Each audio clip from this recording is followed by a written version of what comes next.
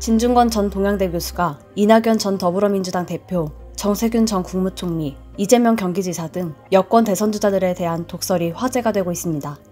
지난 26일 유튜브 채널 시사저널TV에 출연한 진중권 전 교수는 더불어민주당 이낙연 전 대표를 향해 이미 보궐선거 참패로 아웃이라고 성추행 무공천 당천을 고쳐서 공천을 강행한 것이 패착이라는 지적입니다.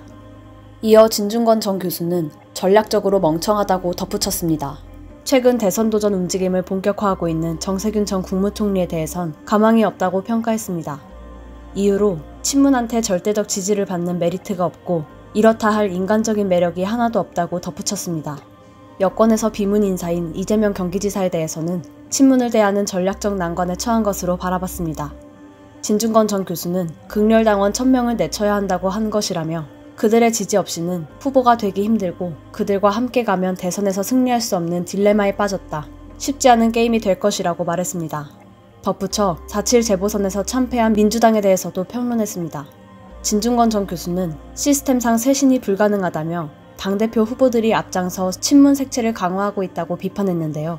진중권 전 교수는 선거 참패에 책임지고 물러나야 할 사람들이 원내대표가 되고 최고위원이 되고 더 높은 곳으로 올라갔다며 쇄신은커녕 더 강하게 친문 색채를 드러내겠다는 의미밖에 안 된다고 말했습니다. 또한 검찰개혁은 조국 지키기, 윤석열 뽑아내기였고 언론개혁은 김어준 지키기가 될 것이라고 예측했습니다. 시민들도 진중권 전 교수의 말에 공감하는 분위기입니다. 시민들은 온라인 댓글로 진중권의 명언이다. 보는 눈은 진짜로 감탄한다고 말했습니다. 또한 야권에 대응할 보수 정당에 조언을 보내기도 했습니다. 한 시민은 온라인 댓글에서 국민의힘은 야권 통합, 인적 쇄신 반드시 해야 한다. 진중권 말을 새겨들어야 한다고 조언했습니다. 여권 대선 전망으로 어둡고 어려워진 것 사실이라며 권리당원 시스템을 적용해 구조적인 문제를 발생시킨 이해찬 전 더불어민주당 대표를 비판했습니다.